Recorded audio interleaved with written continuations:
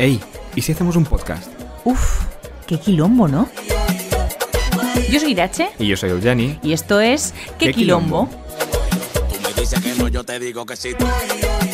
Un podcast sobre teatro, Artes escénicas y educación. donde hablaremos de cómo la cultura es un arma poderosa para cambiar las cosas. Hola a todas y todas, ¿cómo estáis? Bienvenidos a un nuevo episodio de ¿Qué quilombo? Esta vez estamos en un escenario privilegiado en el Teatro Español, estamos grabando. Muchas gracias a la gente que ha facilitado esto, Álvaro Nogales, que nos ha cedido un espacio muy bonito aquí en la pecera dentro del teatro. Estamos muy contentos, además, porque tenemos un invitado que teníamos muchas ganas de recibir en este quilombo, que es Iñaki Ricarte. Iñaki, es que ricasco por estar aquí, qué ilusión, qué alegría. No, es que ricasco estuve ahí.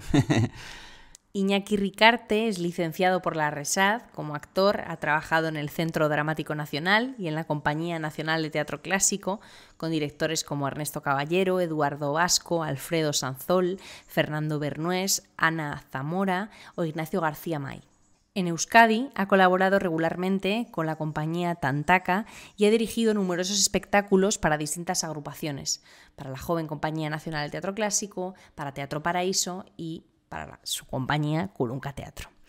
Esta compañía con la que trabaja se crea en el año 2010 en Hernani, Guipúzcoa. Lo hacen Garbiñe Insausti y José Dault, ambos actores con formación académica en la RESAD también y con una extensa trayectoria teatral.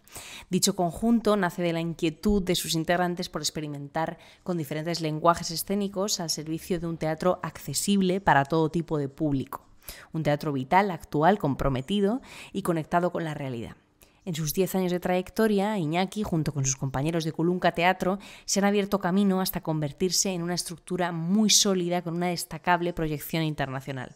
Sus producciones acumulan cerca de 1000 funciones en 30 diferentes países y un importante palmarés que da fe de la relevancia y reconocimiento de la compañía dentro y fuera de nuestras fronteras. La andadura internacional de la compañía comienza con su ópera prima Andrei Dorin, que desde su estreno en 2010 ha realizado alrededor de 800 funciones en 30 países, cosechando importantes premios como el Premio del Público y Premio a la Mejor Dramaturgia en el Festival B en Birmingham, Premio a Mejor Elenco y Mejor Especialidad en los Premios de la Crítica de Los Ángeles, en California, o el Premio a Mejor Espectáculo Extranjero obtenido en el Festival Internacional de Teatro de La Habana.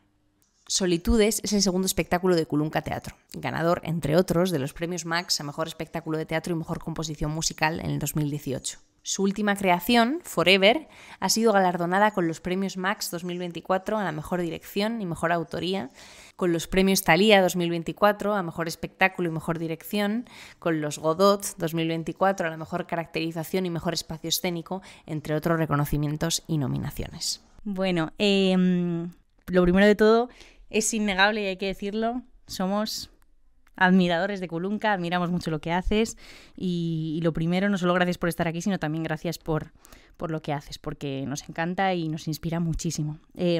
Eso de entrada.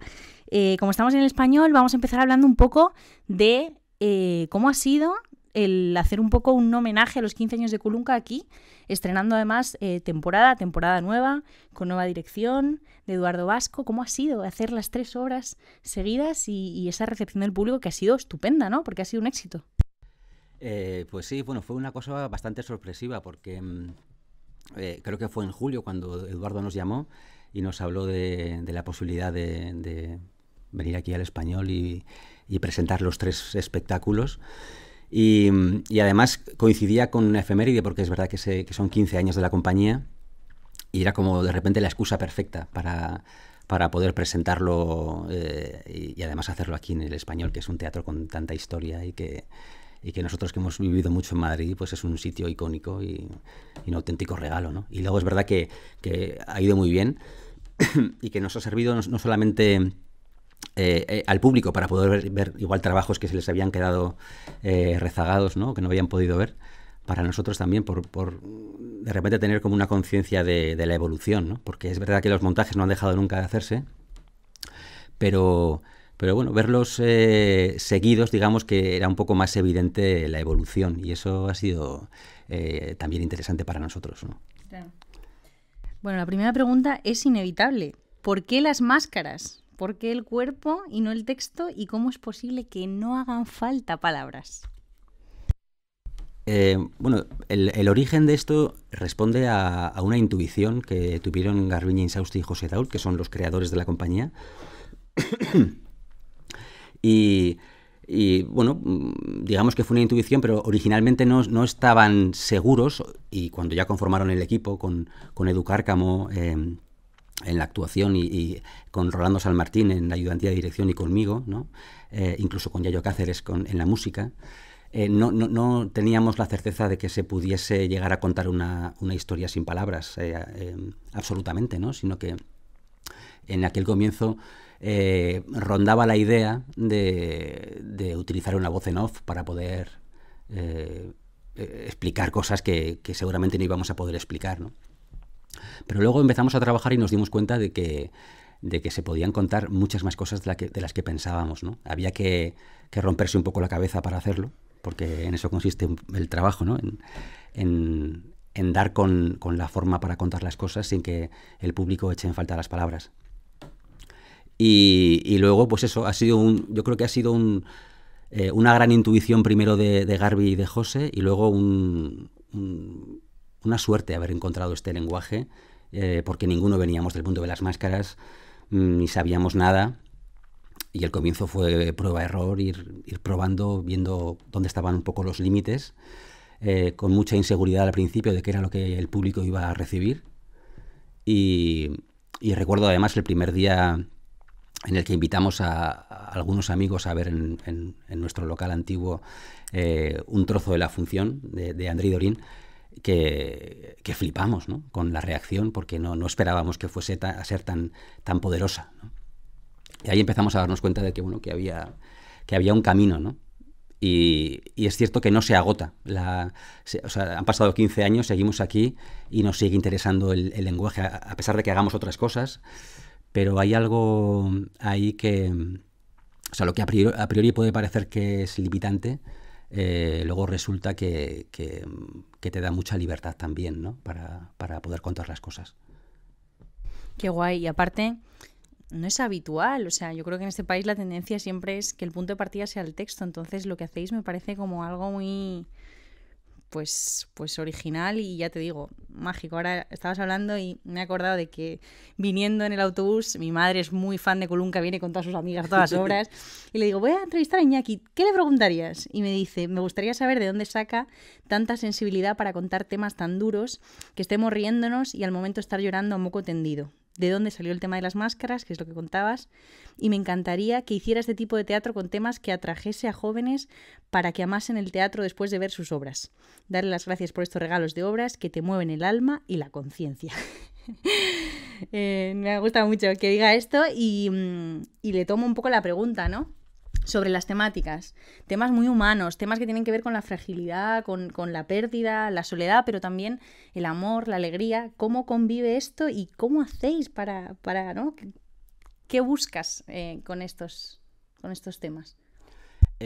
Bueno, primero me gustaría decir, cuando me dices enhorabuena, ¿qué buscas? Y en realidad es que buscamos, porque somos un colectivo, ¿no? Y a mí me toca estar fuera, pero ciertamente lo hacemos entre todos, ¿no? Y eso es como muy importante, porque a veces como que recae en mí a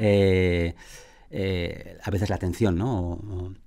O la responsabilidad de algunas cosas, y es, bueno, es falso directamente. ¿Y cómo lo hacemos? Bueno, a ver, las temáticas, ¿qué es lo que nos interesa? No sé responder a eso, ¿no? Los procesos son muy largos y en este caso de los 3 montajes han sido muy distintos. En el primero, Andrei Dorín, que fue tan importante porque sí que suponía derribar muchas barreras, en el sentido de que no conocíamos el lenguaje y hacía falta ver que aquello era posible, ¿no? Y sobre todo, digamos que sirvió para eso, ¿no? Pero ahí Garbi y José ya tenían una idea, ¿no? Ya querían hablar del amor en la vejez. Estaba la idea de Andrei Dorín, de André Gors y su mujer. Había como un punto de partida real, ¿no? Aunque luego no se pudo trasladar o no se quiso, no nos interesó tampoco trasladar sus biografías, pero sí un poco la esencia, ¿no? La idea a partir de esta paradoja de que gracias a la enfermedad pudiese suceder lo que sucedía en el espectáculo, ¿no? Que una pareja instalada, digamos, en la rutina, como digo, gracias a la enfermedad puedan redescubrirse cuando aún hay tiempo, ¿no? Y eso era sugerente, y además porque siempre nos parece que las paradojas son un buen punto de partida, ¿no? Y digamos que, bueno, no fuimos muy ambiciosos en lo dramatúrgico, pero sí que descubrimos que podíamos renunciar a la voz en off y que realmente se podía contar aquella historia, ¿no? Luego, en el caso de Solitudes, el proceso fue muy distinto porque vinimos de realmente Solitudes, esto lo hemos contado varias veces, ¿no? Solitudes no es el segundo espectáculo, sino que es el tercero, porque el segundo espectáculo se llamaba Los Nadies y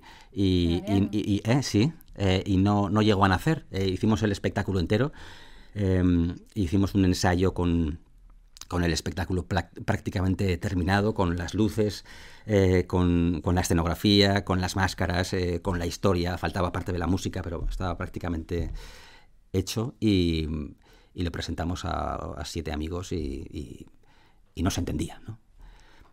Después de hacer André y Dorín, nos fue tan bien, fue tan extraordinario, lo digo en minúsculas, pero el éxito, ¿no? Que por lo menos con respecto a las expectativas que teníamos, que dijimos, bueno, vamos a hacer otro, ¿no?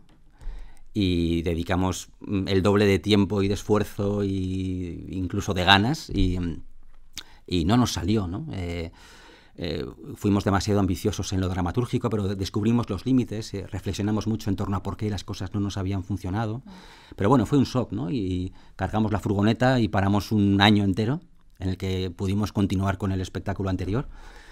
Pero aquel montaje de Los Nadies no nació, no se estrenó, ¿no? Porque la compañía decidió que no estaba a la altura de las expectativas nuestras, ¿no? De que no estábamos conformes con aquello que nos había salido, ¿no? Pero lo cierto es que habíamos hecho un esfuerzo grande desde el punto de vista económico, por lo menos,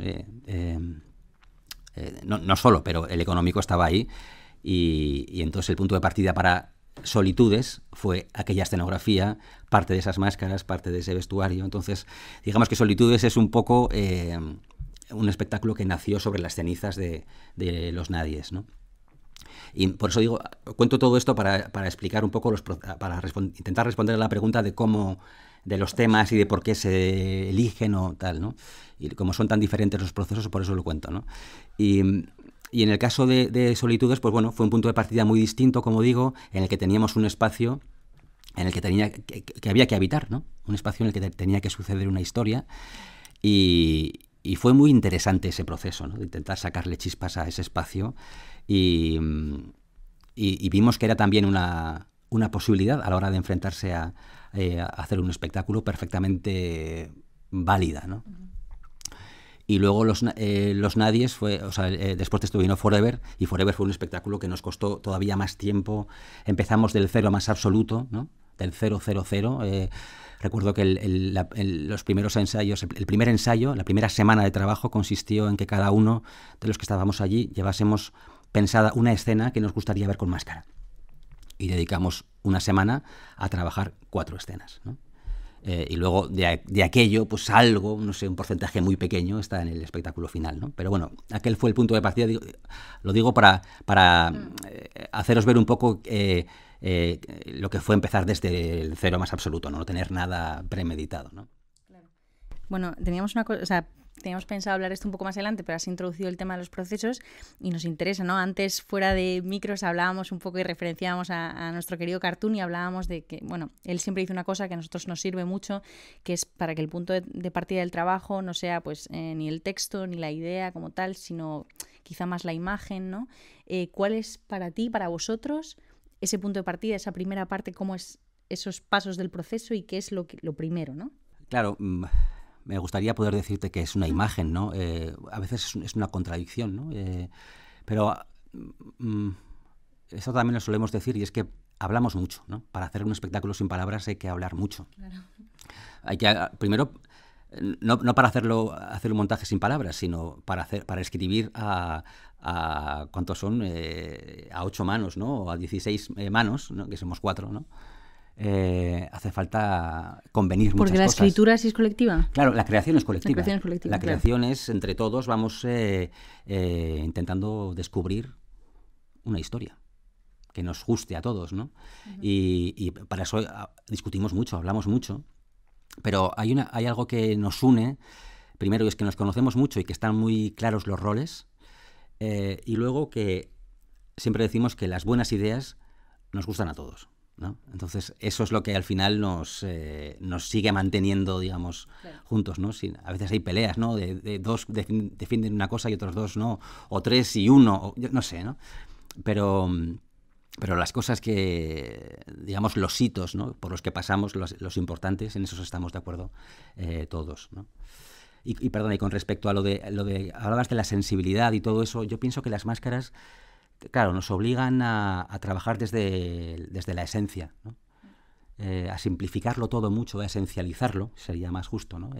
Todo mucho, para poder hablar de ello. Y ese proceso de trabajar en la esencia te coloca también en otro lugar a ti como creador, ¿no? Y luego también como espectador, porque siempre solemos decir que las máscaras son mentira, ¿no? No puede haber una mentira más grande que una máscara.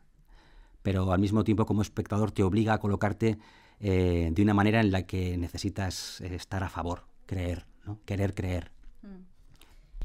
Ahí, bueno, siempre es un poco el debate de qué es más difícil, si hacer dramas, si hacer humor. Vosotros lo hacéis todo, ¿no? Es verdad que las cosas que duelen en la vida suelen ser más comunes y las cosas que hacen gracia no tienen por qué ser parecidas, ¿no? Pero en vuestros espectáculos yo siento al público respirar mucho con vosotros. Me gustaría, la próxima vez que nos juntemos, que ojalá se dé con todo el equipo, que nos cuenten desde dentro si les llega eso, ¿no? Pero realmente viéndoos lo que percibimos es esa respiración del público que se encoge, es verdad, ese nudo en la garganta, esa emoción, porque esos lugares ahí donde andáis son muy comunes para todos, ¿no? O sea, como de una historia que puede ser particular, de repente se llega a lo colectivo de todas las personas que lo están viendo y me maravilla eso. Bueno, aprovecho yo para saludarte en micro, Iñaki. Nada, lo primero, muchas gracias porque estás siendo muy generoso, gracias por estar aquí. A mí me gusta decir gracias 10.000 veces, a veces me dicen que lo digo demasiado, pero bueno, creo que es una suerte que estés aquí compartiendo lo que estás compartiendo con nosotros. Yo me gustaría, como persona que pretende llevar a cabo sus proyectos, dirigir y demás, ¿no?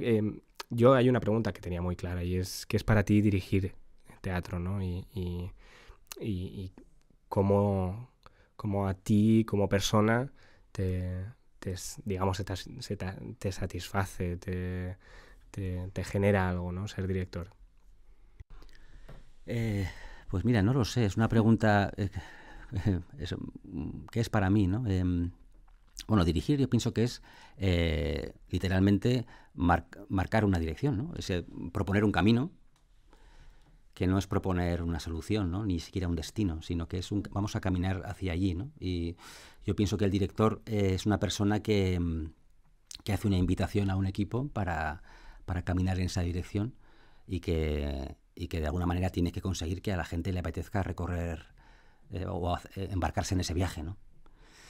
Y eso, claro, el otro día hablabas antes de lo de Cartoon, ¿no? Que hablaba del entusiasmo, de lo importante que es el entusiasmo, ¿no? Y yo me identifico mucho con eso, ¿no? Pero el entusiasmo no viene de serie, el entusiasmo es algo que aparece con el trabajo, aparece con el descubrimiento y la necesidad de querer compartir esos hallazgos digamos que el entusiasmo a veces es eso también, ¿no? Y dirigiendo, pues hay algo de compartir y de seducir también, es muy importante seducir al equipo, pienso, ¿no? Para decirles, bueno, vamos a hacer este viaje que va a estar guay, animaos a hacer esto, ¿no? Hagámoslo juntos, no sé cómo va a ser exactamente, lo tenemos que hacer entre todos, pero el camino es este, ¿no? Y eso pues, siempre da vértigo, pero al mismo tiempo, bueno, hay como muchas cosas interesantes en la dirección, ¿no? Yo que vengo de la interpretación, bueno, no dejas de estar como en un lugar diferente al de los actores, ¿no? Estamos juntos creando, pero no estamos juntos del todo, ¿no? Cada uno tiene su rol y algo nos separa, y también está bien aceptar eso, ¿no? Yo recuerdo una vez con un grupo de actores que me decían que estaban preocupados, tal, porque me decían, es que te queremos gustar, ¿no? Y yo les decía, ya, pero yo también os quiero gustar a vosotros. Yo necesito gustaros a vosotros también, ¿no?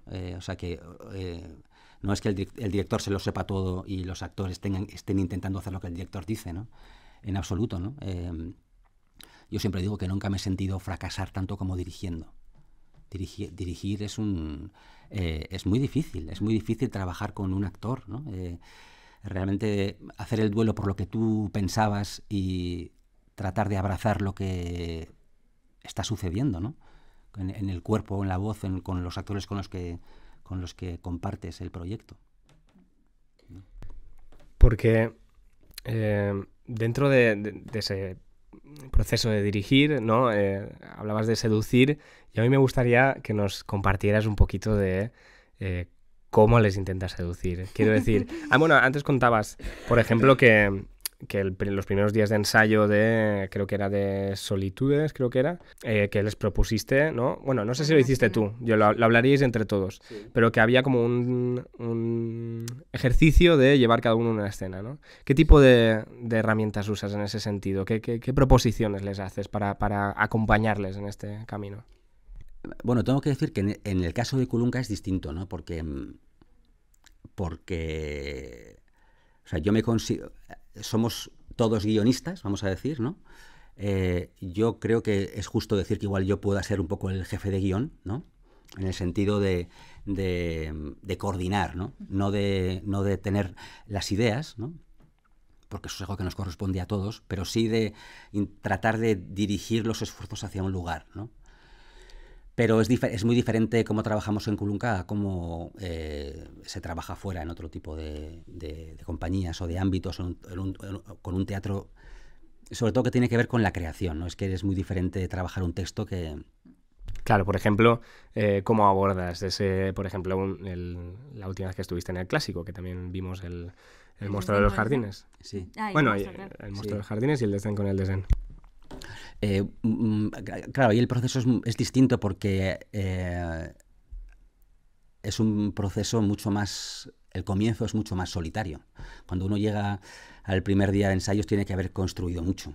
Todo tiene que traer un bagaje muy grande y luego tiene que estar al mismo tiempo dispuesto a renunciar a eso para encontrarse con lo que sucede en los ensayos, que es lo importante, pero los procesos son de 45 días.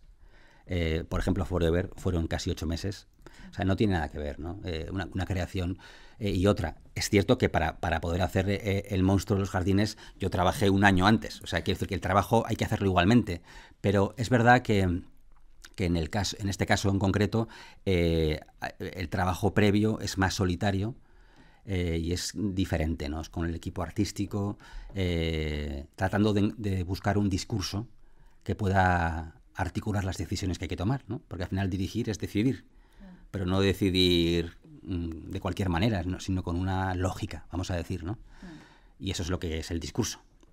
Entonces, encontrar ese discurso es lo más difícil, por lo menos para mí, ¿no? Lo que lleva más trabajo. Y luego, al mismo tiempo, como decía, dirigir es el arte de la renuncia y al mismo tiempo el arte del descubrimiento, no sé cómo decir, ¿no? De lo que está sucediendo, estar al quite para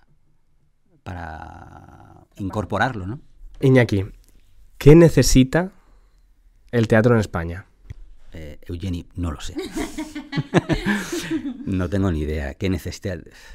A mí es que estas preguntas se me quedan grandes. No lo sé. Yo lo que puedo...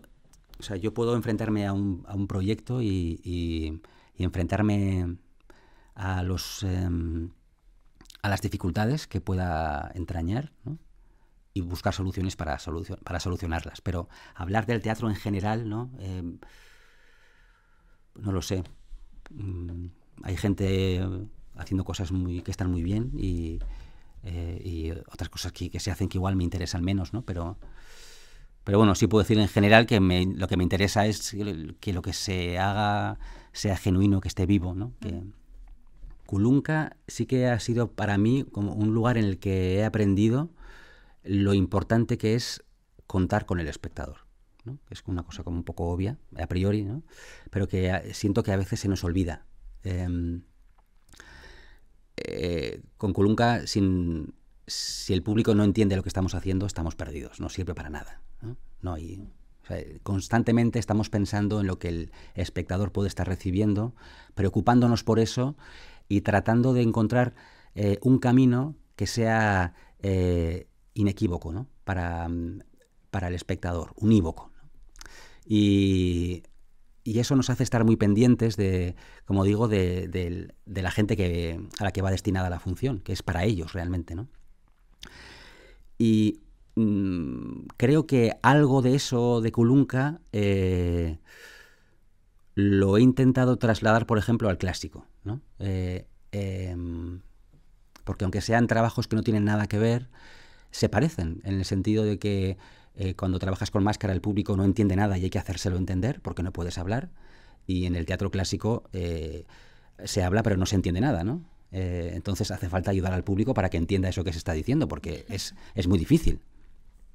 Y en el teatro clásico hay una trampa muy grande, y es que uno lee una obra y, bueno, voy a hablar por mí, yo leo una obra y no me entero de nada, ¿no? La vuelvo a leer y tampoco me entero casi, pero un poco, y a la siguiente un poco más, y cuando me la he leído unas cuantas veces digo, pero es que esto se entiende. Y el problema es que te parece que ya se entiende y te olvidas de que la gente lo viene a ver por primera vez y de que tú no entendías nada, ¿no?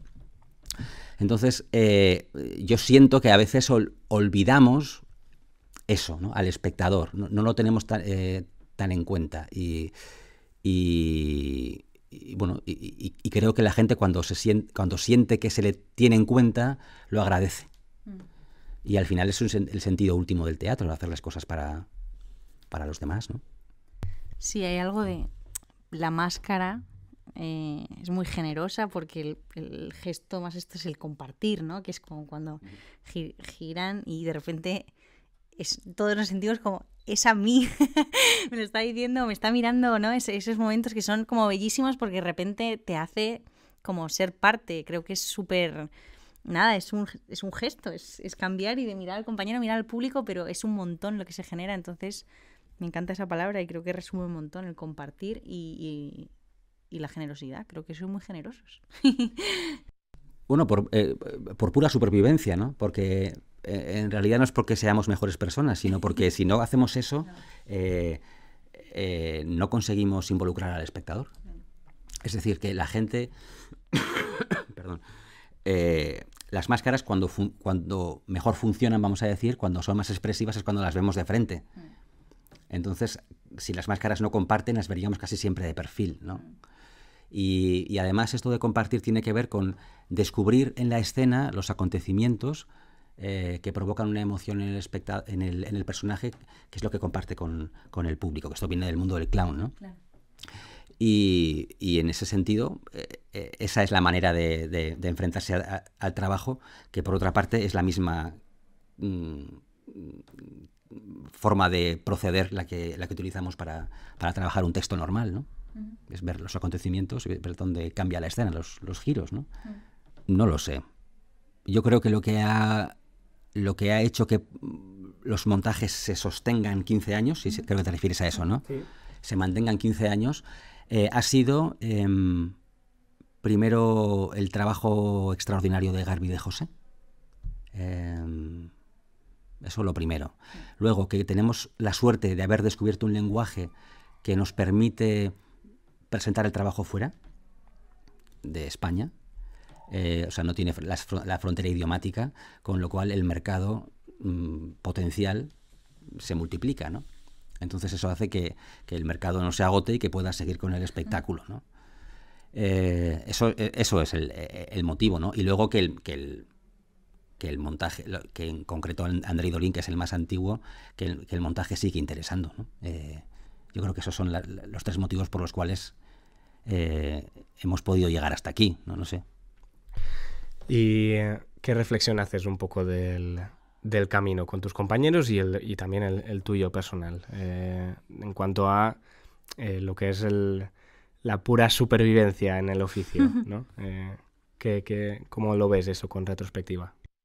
Lo digo porque muchos compañeros que lo escuchen o que te escuchen, probablemente en muchas cosas de los procesos, de lo quizás las complicaciones que pueda haber, pero también lo satisfactorio de esta carrera teatral, se pueden ver identificados, ¿no? Entonces, por eso me interesa saber cómo te ves tú con retrospectiva ahora, en este momento. Bueno, a ver, yo pienso que lo que nos ha hecho llegar también hasta aquí ha sido la fe, ¿no? La fe, el trabajo. Yo creo que, como decía, Garbi y José han trabajado muchísimo, ¿no? Se han roto los cuernos por la compañía, ¿no? Por seguir viviendo. Al final llevan viviendo de esto 15 años, que es una cosa desgraciadamente extraordinaria. Pero porque ellos son muy extraordinarios, hay que decirlo. Estamos hablando de dirección, pero son actores brillantes, o sea, son extraordinarios. Es obligatorio verles. No, y es verdad que lo que hacen ellos es algo... Mira, de vez en cuando hacemos algún taller de máscara y yo ahí me doy cuenta de lo buenos que son. Quiero decir, de lo difícil que es lo que hacen, ¿no? Porque llega un momento en que se te olvida. Tienen tal facilidad ya para trabajar con las máscaras que olvidas la dificultad, ¿no? Y está muy bien de vez en cuando hacer talleres de máscara para darte cuenta de la dificultad real, de las dificultades que hubo en su momento, porque cuando hicimos el primer espectáculo no sabíamos nada y cosas como darse la mano o que se te cayese un boli y encontrarlo eran muy difíciles para ellos, porque no ven, porque te ahogas dentro de la máscara, porque no oyen, no sabes dónde está el compañero nunca si no le miras directamente. Es mucho más difícil de lo que parece. Se la jugaron con las máscaras. Totalmente. Pero tiene que ver con eso, ¿no? Con la intuición y con el arrojo, ¿no? Garbi y José son unos valientes, se arrojaron y se siguen arrojando a una piscina que no sabían si tenía agua o no, ¿no? Porque realmente, o sea, lo piensas 2 veces y no lo haces. Pero ¿cómo que máscaras? Y a mí me llamaron y decía, máscaras, pues esta gente está loca. Yo no quería hacerlo al principio. Yo venía de haberme dejado los cuernos en otro espectáculo que fue un fracaso. Me dejé el corazón y fue un fracaso. Y estaba sin ánimo, estaba desmotivado. Y encima hacer esto me parecía una locura, ¿no? Porque no teníamos referentes, referentes quiero decir, conocíamos a Family Floth, la compañía alemana, ¿no? Pero no sabíamos cómo hacerlo, ¿no? Y entonces hace falta siempre algún loco, ¿no? Que diga Garbi, bueno, pues yo hago las máscaras, pero ¿cómo que haces las máscaras? Y las hace, ¿no? Al principio de aquella manera y cada vez mejor y hasta hoy, ¿no? ¿Y qué máscaras? Yo no he visto unas como esas, la verdad. Has hablado de Family Floth y era una pregunta también que teníamos un poco, ¿cuáles son vuestros referentes, ¿no? Tanto actuales, de cosas que ves ahora y a ti te gustan, te inspiran, o otros referentes más lejanos en tiempo y en lugar. A ver, esto de los referentes, bueno, primero de Family Floth me gustaría decir que por supuesto que fueron un referente, ¿no? En el año 99 vimos Ristorante Immortale, que se hizo aquí en el Festival de Otoño, que nos encantó. Y antes de empezar a ensayar, lo que hicieron Garbi y José fue llamar a Paco González, que era un actor de Family Floth. Hicimos con él un curso de 5 días, al cual invitamos a otra gente a estar en el taller y directamente comenzamos a ensayar, ¿no? Pero fue, digamos, que empezamos con el impulso de Paco, en este caso, ¿no? Que él fue el que nos habló de compartir, nos enseñó un poco el ABC, que tampoco tiene un gran misterio, pero nos habló un poco del ABC de la máscara, de los rudimentos, vamos a decir, para poder empezar, ¿no?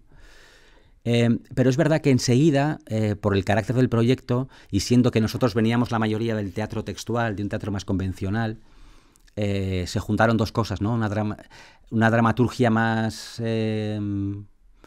convencional, vamos a decir, ¿no? Con el lenguaje de la máscara. Y yo pienso que al final se ha convertido en eso un poco en la manera de trabajar de la compañía, ¿no? Family Flood yo creo que es una compañía, ellos son muy virtuosos y no les interesan, pienso, ¿no?, tanto las historias, no dedican tanto tiempo a la dramaturgia como a sacar chispas a las situaciones, ¿no? Y lo hacen muy bien, obviamente, ¿no? Pero yo creo que ahí está como la gran diferencia, ¿no? Que nosotros... nuestra influencia, digamos, de las dramaturgias más convencionales es lo que han hecho el sello, vamos a decir, de Kulunka. Y eso yo creo que es interesante porque cuando uno trabaja con máscara tiene muy claro qué escena querría hacer, ¿no? Como cuando escribes un guión, ¿no? Están las escenas buenas y luego las escenas que sirven para pegar las escenas buenas, ¿no? Pues esas son las que nunca piensas a priori, ¿no? Y esas son las que nunca harías con máscaras, son las que el personaje le cuenta toda la movida, no sé, en las que se da la información, ¿no? Como que hay partes en las que se juega y partes en las que se cuenta. En las que se cuenta, a priori, eran las escenas que nos parecía que no íbamos a poder hacer con máscara. Y descubrimos que sí se podía, ¿no? Que había una manera de hacerlo. Al principio se pensaba que fuese un espectáculo muy sencillo, el primero, ¿no? Y el primer día al acabar los ensayos, cuando cargamos la furgo y estaba llena de cosas, dijimos, ¿pero qué ha pasado aquí, no? Esto no entraba dentro de los planes. Y descubrimos que todos aquellos objetos eran el texto de la obra. La importancia del trabajo con los objetos es fundamental, ¿no? Para poder dialogar, ¿no? Sí, es verdad que no hay tantos referentes de teatro de máscaras, teatro de objetos, al menos aquí en España, ¿no? Y cuando habéis movido la obra, por ejemplo, fuera, ¿qué recibís de los espectadores? ¿Es muy diferente hacerlo de un lugar a otro o sentís que tiene el mismo efecto vayas donde vayas? Bueno, de esto podrían hablar los actores mucho mejor que yo, pero como les he oído hablar de esto muchas veces, es verdad que yo también he viajado con ellos, pero... sí que solemos decir que a veces hay más diferencia entre dos funciones en el mismo sitio que entre una función en un país y en otro, ¿no? Y bueno, sí que igual hay países que son más expresivos que otros, ¿no? Pero por carácter. Pero realmente se entiende, digamos, en todas partes, ¿no? Que es una cosa que también...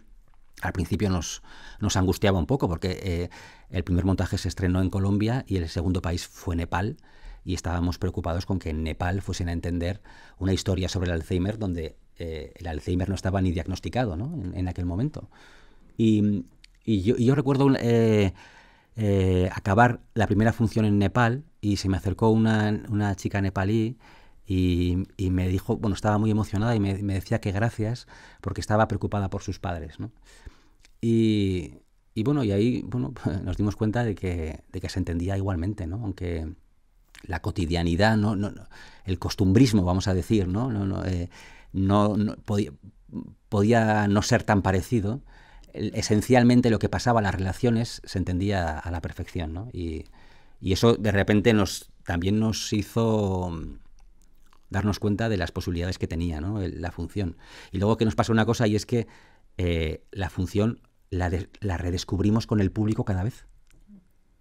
Porque, claro, los actores han hecho, no sé, cerca de 1000 funciones, o sea, es que es una barbaridad.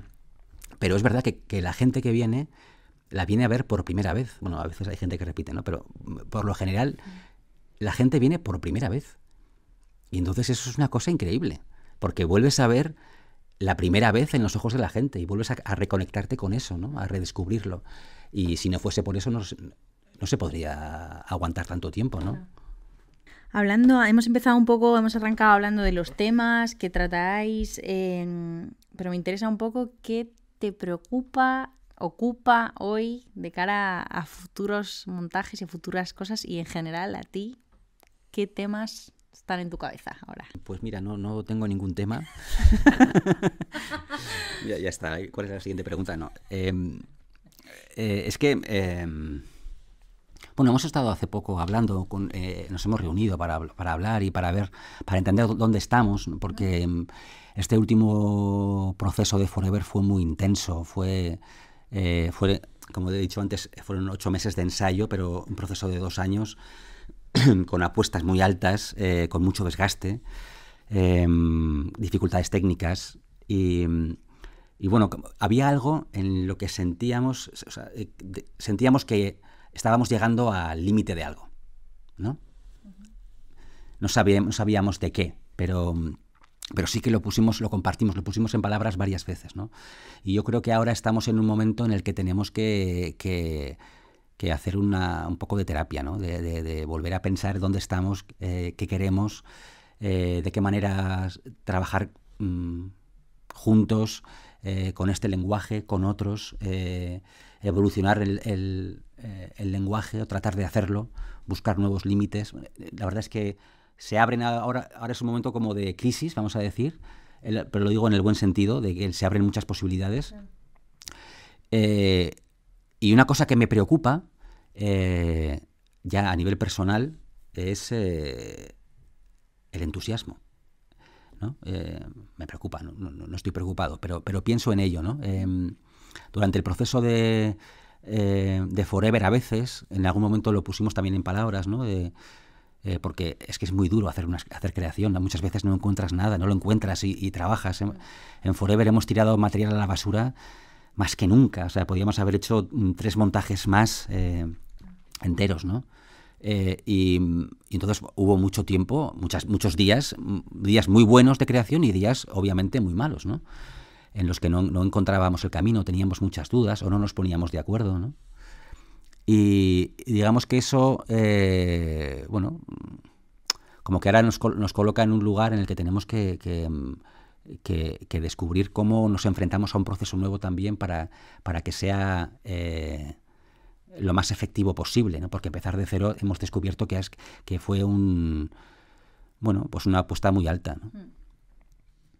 Es un tema lo que comentas. Al final creo que es como la problemática también de no solo de nuestro tiempo, sino de nuestro oficio, ¿no? Sostener el entusiasmo. Por 1000 cuestiones, o sea, no solo por cuestiones creativas, sino por cuestiones económicas y de la propia supervivencia, ¿no? Es eso. Para mí es como la lucha diaria. Totalmente. Es que además sin entusiasmo este oficio no tiene sentido, porque no salen las cuentas por ningún lado, ¿no? Entonces las ganas, nos dicen, bueno, dentro de otros 15 años, ¿cómo os imagináis, ¿no? Nos preguntaban a veces. Y decíamos, bueno, no sé, pero ojalá tengamos ganas. Porque todo esto, lo uno con lo que os decía en los días malos que nos juntábamos, que de repente había algo de venir a ensayar nosotros, como que faltaba algo de riesgo, ¿no? De repente el riesgo estaba como desapareciendo y eso es un problema, ¿no? Ir a ensayar sin riesgo, ¿no? Sin la necesidad de que estás saltando, que te estás arriesgando, estás bueno, con la posibilidad de caerte, ¿no?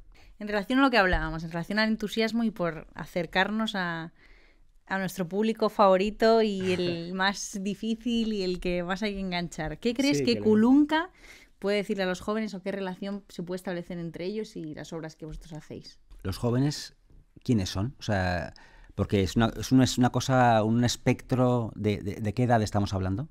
Sí, digamos de esos adolescentes que llegan nuevos a ver sus primeras obras de teatro. Aunque es una muy buena pregunta la que hace Iñaki, porque en realidad joven puede ser cualquiera que tenga entusiasmo, ¿no?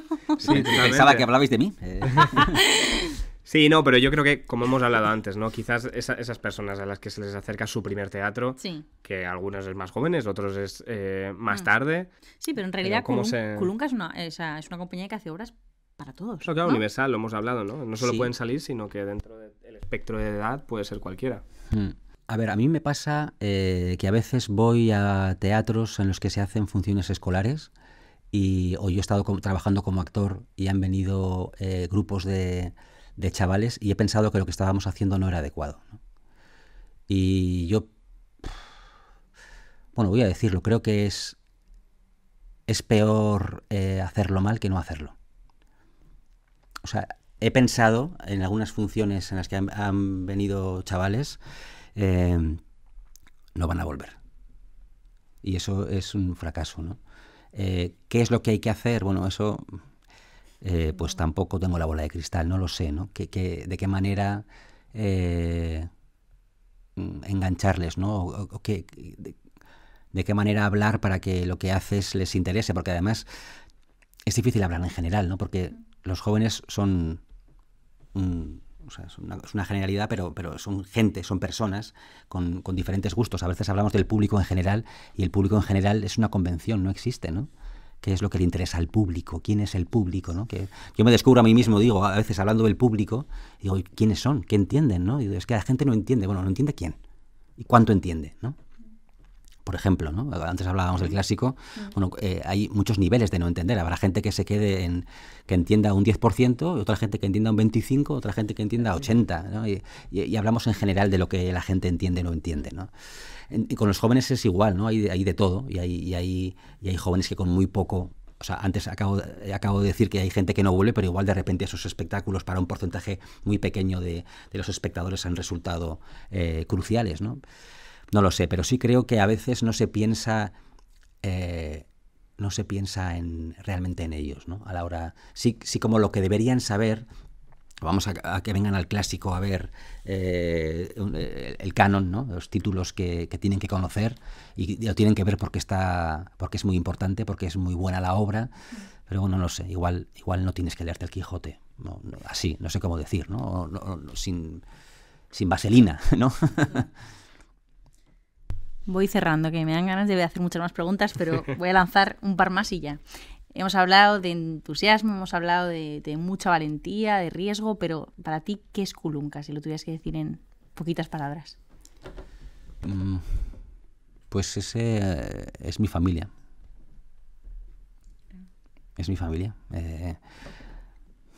Sí, es un lugar en el que...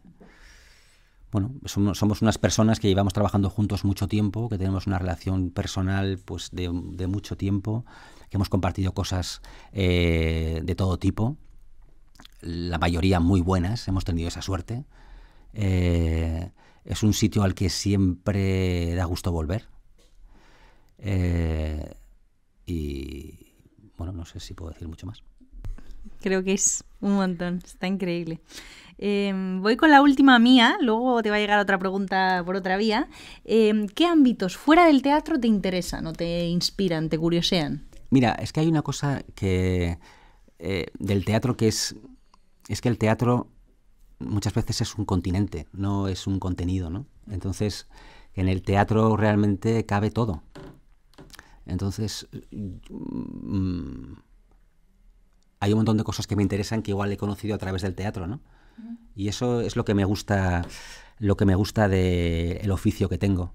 Y es que puedo acercarme al mundo a través de él, ¿no? Y que no supone nunca una manera de reducirlo, ¿no? De reducir la experiencia, vamos a decir, vital.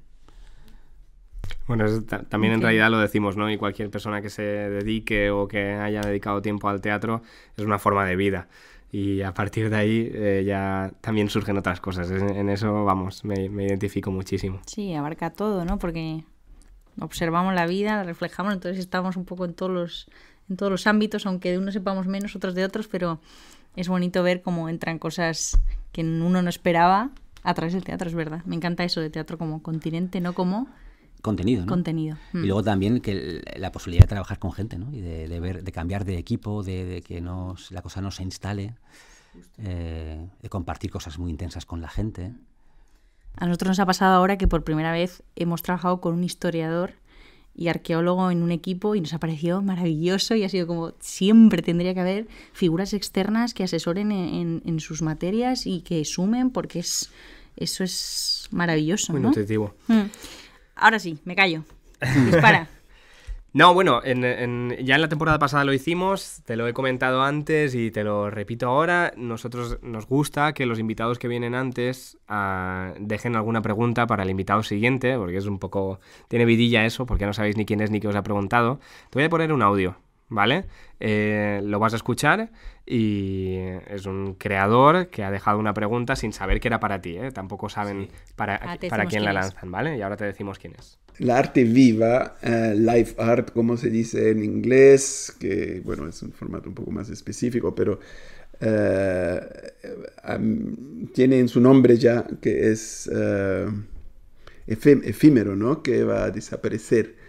Y ¿cómo combates tú, que me escuchas en este momento,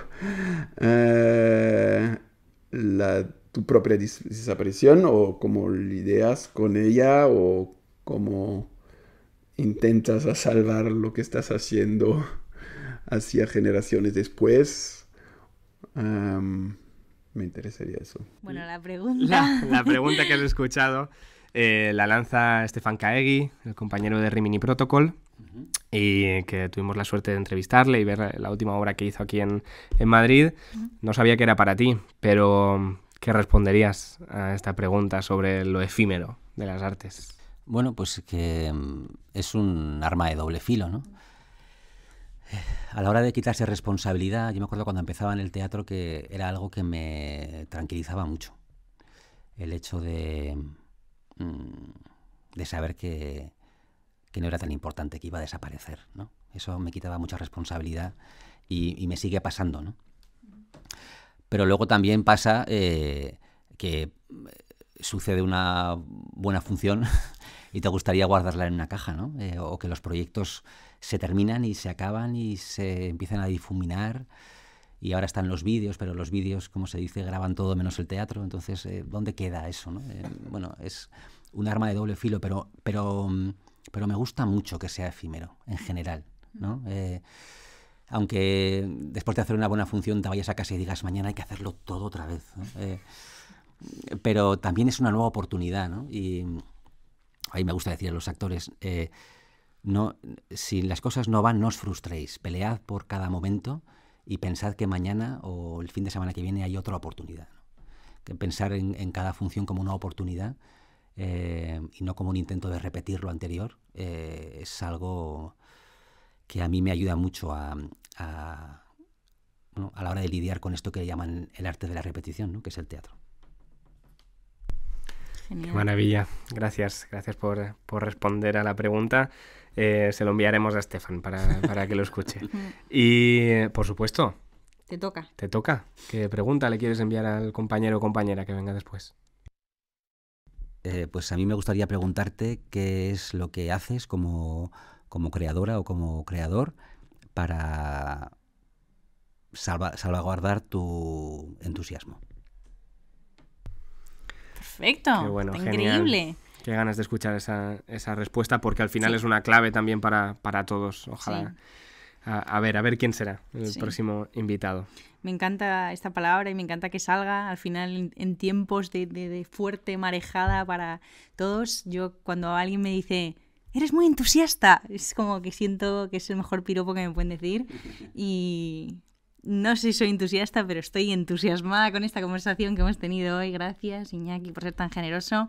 Ojalá que nos encontremos muchas más veces con todo el equipo y da gusto hablar contigo, ver vuestras obras y que siga larga vida a Kulunka. Muchas gracias, de verdad. Bueno, gracias a vosotros también pues por el interés y por este rato tan agradable y ojalá podamos un día hablar con el resto del equipo que seguro que van a completar mucho todo lo que he dicho. Seguro, se arma quilombo con Kulunka al completo. Ahí cae la invitación. Es que ricasco, Iñaki. Nos vemos pronto y nos vemos muy pronto también en el próximo episodio de ¡Qué quilombo! ¡Qué quilombo! Un podcast de Iratxarri Zabalo Y Eugeni Matáis.